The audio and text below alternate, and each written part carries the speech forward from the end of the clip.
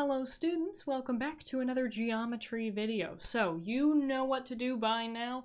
Pause the video, do this problem in your notes. It's from the last video we had in our geometry sequence. Pause the video, try this problem, and then unpause it to do it with me. We are told to use the diagram at the left to find KL. Now notice how it doesn't have a symbol above it. It doesn't have arrows, it doesn't have a line, nothing. That means that it's talking about a segment, KL, and it's talking about the length. Remember, when it does not have a bar above it, it means the length of KL. So this is what we want. We want KL. Now, many of you would just look at this and go, this is the candy store problem from last video. My house is 144 miles away from a candy store, and I've walked 37 miles. How many more miles do I need to get there? So you could just subtract 144 minus 37, and you would get that KL equals 107. You can also set up an equation, if you want to. 37 plus x equals 144. Because this chunk plus this chunk all together equals the big chunk. And then, of course, you can subtract 37 from both sides, and you'll get the same thing. You'll get that x equals 107. So there are two different ways to do that problem, but either way, you still get the answer of 107 units. So, check your answer. If you got it right, awesome. If you didn't get it right, that's okay, but check in with a teacher or a friend if you don't understand what you did wrong. Okay, that was from last video. What are we going to do in today's video? So, we are starting our work on section 1.3. This is part 1 of 2 sections of 1.3.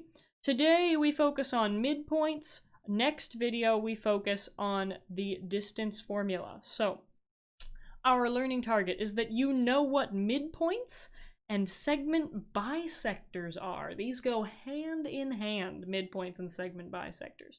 Our success criteria is that you can use midpoints and segment bisectors to solve problems. So, midpoints, segment bisectors, important. Let's jump right into it and figure out what is a midpoint and what is a segment bisector. So, first, the midpoint. When you hear mid, I think middle. So the midpoint of a segment is the point that divides the segment into two congruent segments. It is perfectly in the middle. The midpoint is perfectly in the middle. And what does it mean to be perfectly in the middle? It means you have the same distance on this side as you did on this side. So if you are standing in the middle of two lollipops, I got candy on my mind for some reason. If you're standing in the middle of two lollipops, you are the exact same distance away from that lollipop as you are to that lollipop. So it divides the segment into two equal pieces. Remember that these tick marks mean congruent. So AM, segment AM, is congruent to segment AB, and that's what this symbol means. This symbol, let me zoom in on it for you here. This symbol looks like this. It's an equal sign with a little squiggle over the top, and it means congruent. And now, when we say AM is equal to MB, it means that the length of segment AM is equal to the length of the segment MB. So, midpoint, perfectly in the middle. Cuts your segment into two equal pieces. Two pieces that are exactly the same. Beautiful. That's what a midpoint is. Now, what is a segment bisector? These are the two important things that we are talking about today. Midpoints and segment bisectors. So, a segment bisector is a point, ray, line, line segment, or plane. It's basically anything, any geometric figure that intersects the segment at its midpoint. So, because the line CD is going through the midpoint M, it's a segment bisector. Anything that goes through the midpoint is a segment bisector. So, we know that this is the midpoint. When I look at this diagram right here, I know that M is the midpoint because of these two tick marks. This tells me that this is the same, AM is the same as MB. I am perfectly in the middle of A and B. So that's how I know that M is a midpoint, and anything that goes through the midpoint is a segment bisector. Anything that goes through the midpoint is a segment bisector. Beautiful. You got it. Okay. Yes. Fantastic. So, the word bisect means to cut into two equal parts. If I bisect this candy bar, I'm cutting it in half so that Jared can have half of it and Steven can have the other half. Okay, so anytime you see bisector, it means we're cutting in half. Cutting into two equal pieces. Okay, all right. Now, let's use segment bisectors and midpoints in an example. So, in the skateboard design, VW, segment VW, bisects XY at point T. So what is being bisected? XY is being bisected. That means that XY is being cut in half. So that means that, let's get a new color here, we'll do black. That means that this section and this section are exactly the same. We don't know what they are, but we know that they're exactly the same. They're both X. So, XT is equal to 39.9 centimeters. And hey, XT is right here. That's this section. And hey, didn't we say that this section and this section, that TY and XT were exactly the same? So that means that this X actually must also be 39.9 centimeters. Don't forget your units. So we want to find XY. We're not done with the problem yet because we have not found XY. XY is the entire length of the skateboard. So I know half of it is 39.9, and I know the other half is 39.9. All together, how long is that skateboard? It is 39.9 plus 39.9. Or if you did 39.9 times 2, you would also be correct.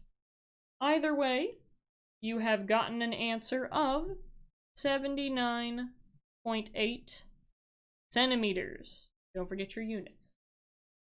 79.8 centimeters. And all because of this word, bisect. To bisect something means to cut it in half perfectly. So if I know what this half is, I know what the other half is. Woohoo! Okay.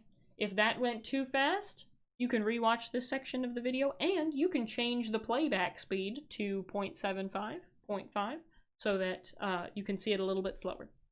Let's check our answer. Midpoint of xt, so xt equals ty, which equals 39.9.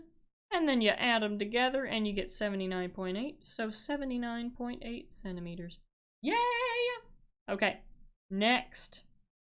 Using algebra with segment lengths. So, we are told that point M is the midpoint of VW.